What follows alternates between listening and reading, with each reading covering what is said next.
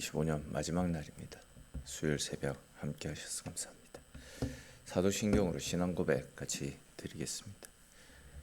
나는 전능하신 아버지 하나님 천지의 창조주를 믿습니다. 나는 그의 유일하신 아들 우리 주 예수 그리스도를 믿습니다. 그는 성령으로 잉태되어 동정녀 마리아에게서 나시고 본디오 빌라도에게 고난을 받아 십자가에 못 박혀 죽으시고 장사된 지 사흘 만에 죽은 자 가운데서 다시 살아나셨으며 하늘에 오르시어 전능하신 아버지 하나님 우편에 앉아 계시다가 거기로부터 살아있는 자와 죽은 자를 심판하러 오십니다. 나는 성령을 믿으며 거룩한 공교회와 성도의 교제와 죄를 용서받는 것과 몸의 부활과 영생을 믿습니다. 아멘. 우리 찬송 같이 드리겠습니다. 찬송가 301장, 찬송 301장 같이 찬송 드리겠습니다.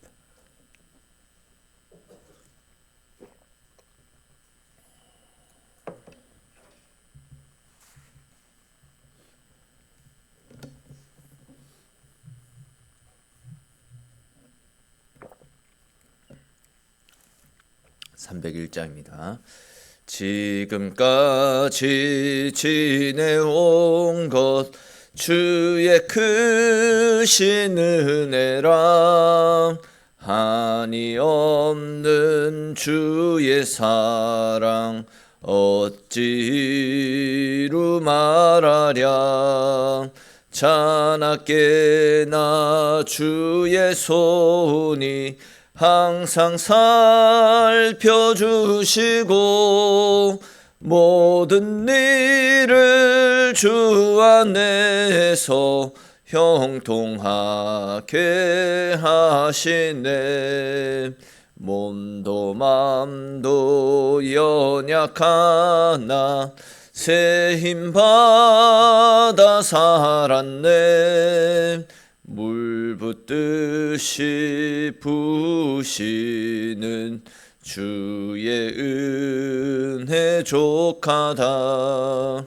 사랑 없는 거리에 나 험한 산길에 맬 때 주의 손을 굳게 잡고 찬송하며 가리라. 주님 다시 배올 날이 날로 날로 다가와 무거운 짐 주께 맡겨 벗을 날도 멀잖네. 나를 위해 예비하신 고향 집에 돌아가 아버지의 품 안에서 영원토록 살리라. 아멘. 오늘 함께 나눌 말씀 보겠습니다. 오늘 말씀은 말라기 4장에 있는 말씀입니다.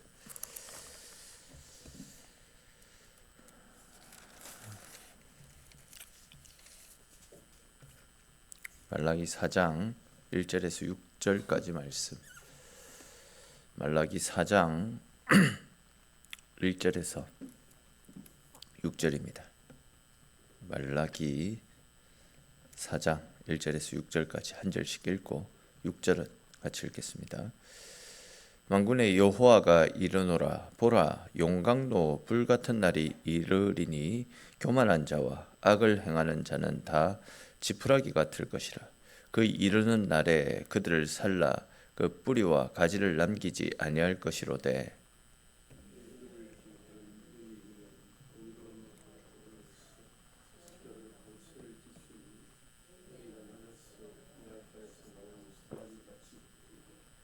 또 너희가 악인을 밟을 것이니 그들이 내가 정한 날에 너희 발바닥 밑에 재와 같으리라. 만군의 여호와의 말이니라.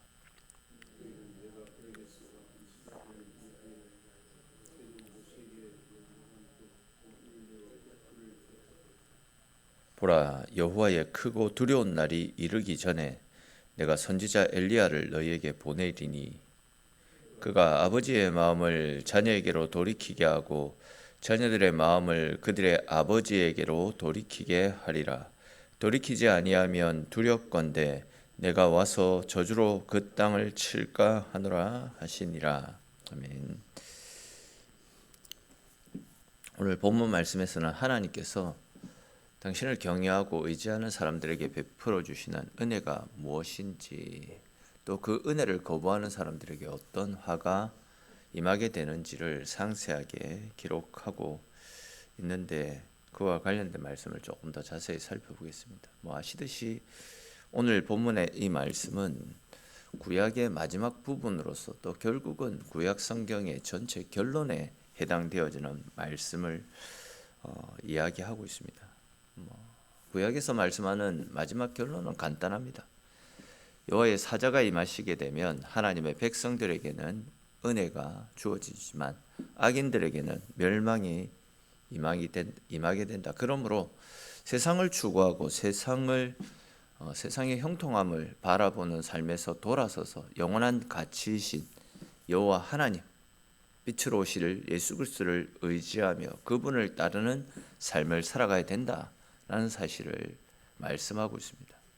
자, 그렇다면 여러분, 여호와의 사자가 임하시는 날, 믿음을 지킨 하나님의 백성들에게 베풀어 주시는 은혜가 어떤 은혜가 임하게 되는지 한번 살펴봅시다. 먼저 1절을 보시면 여호와의 사자가 임하시는 그날이 되면 용광로에 불같이 모든 악한 것들을 심판의 불로 다 태워버리실 것인데, 그때는 세상에 존재하는 모든 것들이 마치 지푸라기와 같이 하나도 남김없이 전부 다 불타 사라지게 될 것이다, 이렇게 말씀하고 있습니다.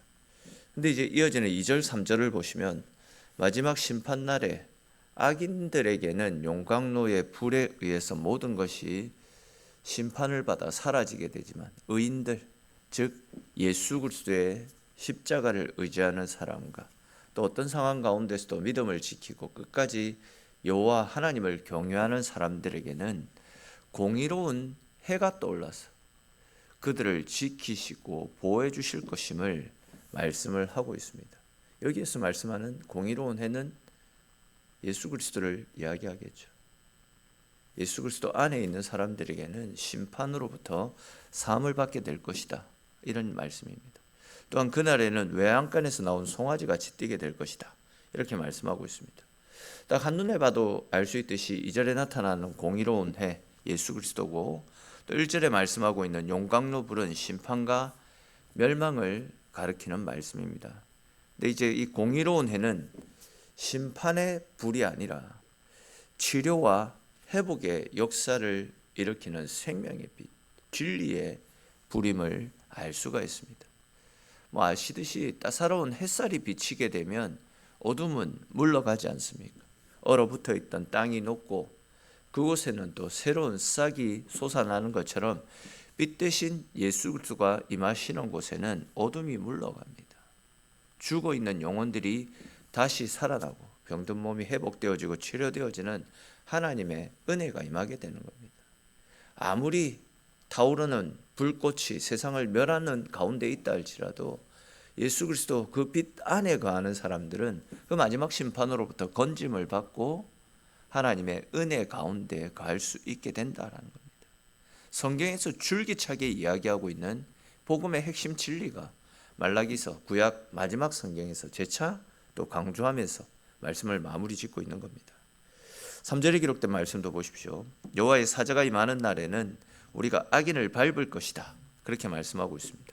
그러니까 우리가 지금까지 살펴본 것처럼 우리가 세상을 살아갈 때에는 믿음을 지키고 살아가면 바보가 되는 것 같고, 또 세상 사람들과의 경쟁에서 뒤처지는 것 같고, 불의를 행하고 세상을 쫓아 살아가는 사람들이 떵떵거리고 더 잘 사는 것 같지만 마지막 심판의 날에는 그 모든 것들이 역전된다라는 겁니다.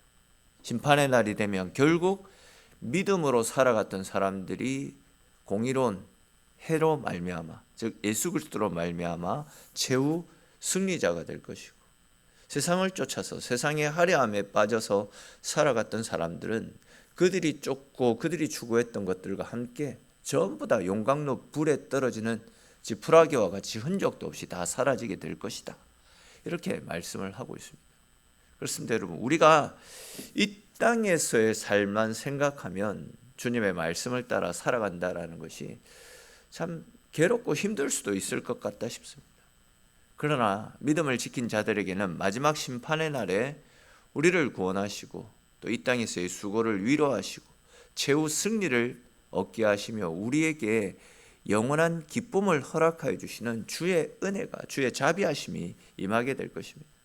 사실 마지막 심판의 날 우리가 누리게 될 영생 복락과 영원한 하늘 상급이 없다라고 한다면, 즉 이 땅에서의 삶으로 우리의 삶이 끝이 나게 된다라고 한다면, 십자가를 짊어지고 평생 동안 죄와 싸우면서 좁은 길로만 걸어가야 되는 우리의 인생은 그 누구보다도 불쌍한 인생이라 할 수 있습니다. 그러나 여러분, 우리 인생은 이 땅에 사는 것으로 끝나는 것이 아닙니다. 사람들은 삶을 마치게 되면 모두가 하나님의 심판을 받게 되고, 그 심판날에 믿는 자들에게는 영원한 생명, 천국의 기쁨이 주어지고, 그렇지 않은 자들에게는, 복음을 거부한 자들에게는 유황불로 타들어가는 무서운 형벌이 뒤따르게 됩니다. 물론 우리가 이러한 일들에 대해서 확신을 가지고 있다라고 하더라도, 믿음을 가지고 있다 하더라도, 이런 확신만을 가지고 살아가기에는 우리가 연약한 것이 사실입니다. 또 사단의 권세들이 계속해서 우리가 가지고 있는 이 믿음마저도 흔들어대기 때문에 끝까지 믿음을 지키며 살아가는 것이 절대 쉬운 것이 아닌 것은 사실입니다. 그렇기 때문에 우리는 십자가를 붙들고 주님을 의지하고 죽기까지 두렵고 떨림으로 말씀 붙잡고 우리의 구원을 지켜나갈 수 있어야 됩니다. 뿐만 아니라 우리에게 늘 힘과 소망이 되어주시고 우리와 함께 하시는 성령의 인도를 따라 성령과 동행하는 삶을 살기 위해서 힘써야 됩니다. 이렇게 이제 십자가를 붙들고 성령의 인도를 따라 죽기까지 믿음의 선한 싸움을 싸우는 것, 즉 믿음으로 살다가 주님 앞에 서는 날, 그동안의 우리의 수고와 헌신, 그동안 우리가 믿음을 지키기 위해서 몸부림쳤던 모든 것들을 주의 은혜 가운데 보상받게 될 것이고, 그렇게 우리가 주님 앞에 섰을 때 우리가 지킨 믿음이 우리가 붙잡고 살아갔던 이 십자가의 은혜가 얼마나 귀하고 복되고 영광스러운 것인지를 새롭게 깨달을 수 있게 될 것입니다. 이러한 사실을 이제 4절부터 6절까지 말씀에서 보다 분명하게 우리에게 재차 강조하고 있는데, 말라기 선지자는 이 4절부터 6절까지의 말씀에서 모세의 율법을 잘 지켜나가라 라는 권면과 여호와의 날이 이르기 전에 선지자 엘리야를 그 백성들에게 보내실 것이고, 또 그의 사역에 순종하고 그가 전하는 하나님의 말씀 앞에 순종하라 라는 권면으로 말라기서 말씀을 마무리하고 있습니다. 이 4절부터 6절까지 기록된 말씀의 의미가 무엇이냐면, 주님의 오심을 소망하고 살아가는 사람들은 오직 말씀 붙잡고 기도하면서 성령의 능력을 힘입고 살아가야 된다, 이런 말씀입니다. 사실 우리는 이 말씀을 그냥 형식적이고 식상하게 느낄 수도 있는데, 그런데 아시겠지만 이 말씀 안에 우리가 살 수 있는 유일한 소망이 들어가 있습니다. 굉장히 중요한 진리의 말씀입니다. 하나님께서 우리 믿음의 성도들에게 요구하시는 것은 다른 것이 아니죠. 십자가를 붙잡는 것밖에 없습니다. 말씀을 의지하면서 말씀대로 살아가는 겁니다. 가라고 하면 가고 서라고 하면 서고 바로 말씀대로 믿고 따르겠습니다. 주님이 나의 구원자 되시기에, 구원자이신 예수님께서 나를 위해 죽어주셨기에 우리도 남은 인생 주의 말씀 앞에 순종하며 살겠습니다. 이런 심정으로 살아가야 된다라는 거죠. 그러나 우리가 연약하기에 그런 우리를 위해서 기도라고 하는 강력한 무기를 주시지 않았습니까? 그렇기 때문에 우리는 수시로 기도하면서 우리의 힘이 아니라 성령께서 주시는 힘을 붙잡고 기도하는 가운데 성령의 능력으로 우리를 유혹하는 세상의 유혹과 맞설 수 있어야 되는 겁니다. 그렇게 할 때에 세상의 각종 유혹에도 흔들리지 않고 주님 다시 오시는 날 기쁨 가운데 주님을 맞이할 수 있게 되는 것입니다. 자, 이런 맥락의 말씀들이 쭉 이어지는데 오늘 말씀 가운데 또 한 가지 의문점이 생기는 것이 발생합니다.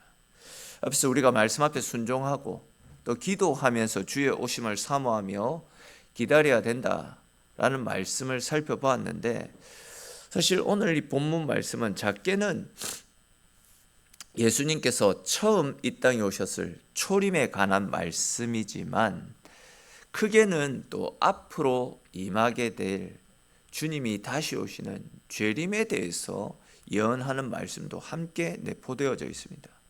근데 이제 예수님께서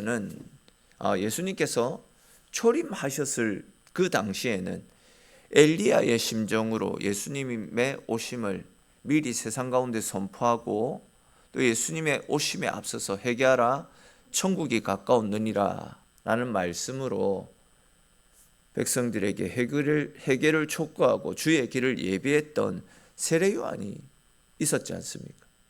그리고 말라기에 예언된 이 말씀이 세례 요한을 통해서 그대로 이루어졌고 또 세례 요한이 예수님이 오심을 미리 알리는 사역도 말씀에 기록된 그대로 다 감당했습니다. 실제로 이 모든 일들이 이루어졌습니다.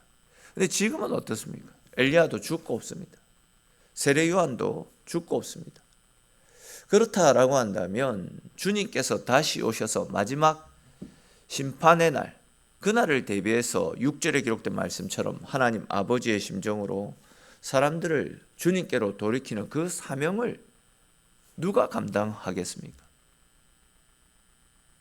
하나님께서 저와 여러분들에게 그 사명을 맡겨주셨습니다. 저와 여러분들은 모세의 심정으로 하나님 말씀 앞에 바로 서서 또한 세례 요한의 심정으로 주님의 오심을 고대하면서 멸망을 향해 치닫고 있는 세상 사람들을 향해 주님의 다시 오심을 알리고 그들이 죄악된 길에서 돌아서서 하나님 앞으로 돌아올 수 있도록 세례 요한과 같은 주의 오심을 예비하는 그 사역들을 우리가 감당해 나갈 수 있어야 된다는 거죠. 왜냐하면 주님께서 우리에게 이 시대의 증인의 사명을, 복음 전도의 사명을 우리에게 맡겨 주셨기 때문입니다. 여러분, 우리 주변에 믿지 않는 사람들 많이 있지 않습니까? 남의 일처럼 모른 척 해서는 안 됩니다. 그들에게 다가서서 나를 변화시킨 복음, 나의 유일한 소망이 되어지는 이 십자가의 복음을 담대하게 선포하며 살아야 됩니다. 하나님께서 나 같은 사람을 죄의 수렁에서 건져주시고 지옥이 아닌 영원한 천국을 예비해 놓으셨습니다. 얼마나 귀하고 복된 은혜입니까? 그런데 이 귀하고 복된 은혜가 나에게만 머물러 있어서는 안 된다는 거죠. 내가 구원받았다라고 해서 거기에만 기뻐하고 만족하는 삶을 살아서는 안 되고 우리에게 맡겨주신 사명을 따라서 주님이 다시 오시기 전에 회개하라. 천국이 가까웠다. 주님 다시 오실 것이다. 이런 복음의 진리들을 드러내고 알리는 엘리야의 심정을 가지고 세례 요한의 심정으로 이 사실을 드러내고 알리는 일에 우리가 열심을 낼 수 있어야 된다는 거죠. 복음의 빚진 자로서의 삶을 살겠노라고, 또한 주님의 증인된 삶을 살겠노라고 결단하며 다짐하며 복음 전하는 삶, 그것이 우리에게 맡겨주신 주님의 사명이라는 겁니다. 주님은 우리에게 주님께서 다시 오실 날들을 소망하며 믿음으로 살아갈 것을 당부하고 계십니다.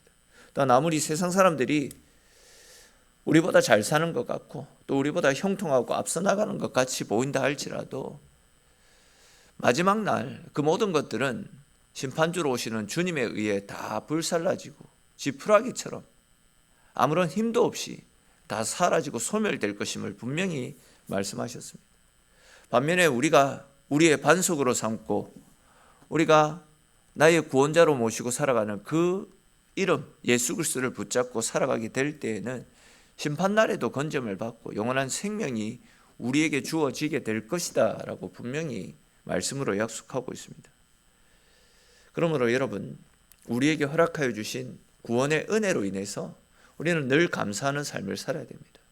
또한 우리에게 맡겨주신 세례 요한의 사명과 같이 주님 오심을 세상 가운데 드러내고 알리고 주의 오심을 미리 예비하는 삶을 살 수 있어야 됩니다. 다르게 표현하면 내가 구원받은 것 그것만으로만 만족해서는 안 되고 복음의 증인으로서의 삶을 살 수 있어야 된다라는 거죠.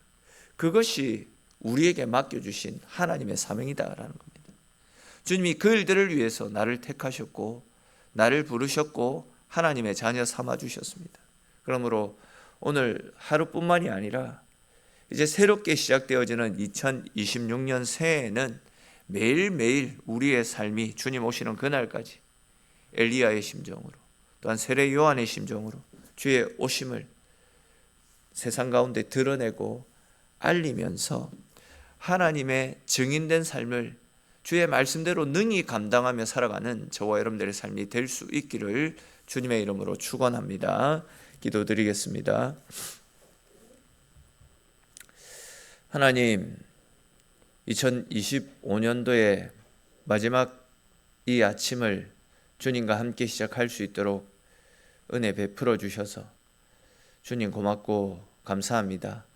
하나님, 마지막 날 다시 한 번 더 우리에게 맡겨주신 사명을 또한 상기시켜 주심에 주님 고맙고 감사합니다. 주님, 세상이 어떻게 돌아가든지 주님께서 하셨던 약속의 말씀은 반드시 이루어지게 된다라는 사실을 우리가 알고 있습니다. 주님, 주님의 말씀처럼 주님께서 다시 오셔서 세상을 불로 심판하실 날이 오게 될 것인데 이런 날이 온다 할지라도 우리가 두려움으로 사는 인생이 아니라 말씀을 붙잡고 십자가에 우리의 인생을 맡김으로 심판 가운데서도 건져주실 하나님을 소망하는 믿음 가지고 담대하게 살아가는 삶이 되게 하시고 이 심판날 건짐받지 못할 우리의 이웃들, 가족들, 친지들을 생각하면서 그들에게 세례 요한의 심정으로 엘리야의 심정으로 복음을 증거하고 그 영혼들을 살리기 위해서 더욱더 힘을 내고 열심을 내며 살아가는 우리네 삶이 되어질 수 있도록 주님 은혜 베풀어 주시옵소서. 우리에게 맡겨주신 사명이 이 시대의 증인의 사명임을 다시 한 번 더 기억하며 우리가 만나는 많은 사람들에게 증인의 사명을 잘 감당하여 그들을 십자가 앞으로 하나님 품으로 이끌 수 있는 우리네 삶이 될 수 있도록 주님 은혜 베풀어 주시옵소서. 오늘 이 새벽도 주님 앞에 나온 사랑하는 성도들 한 분 한 분 다 기억하시고 기도하며 하나님 찾을 때에 새 힘 허락하여 주시고 또한 우리가 기도하는 작은 음성에도 귀 기울여 응답하시는 그리하여 우리의 삶 가운데 좋은 것으로 채우시는 하나님의 큰 은혜와 사랑을 새롭게 누리며 돌아가는 복된 시간 되어지도록 하나님 함께 하시기를 소망합니다. 모든 말씀 살아계신 우리 주 예수님의 이름으로 기도드립니다. 아멘. 오늘 주신 말씀들을 생각하시면서 같이 기도하시고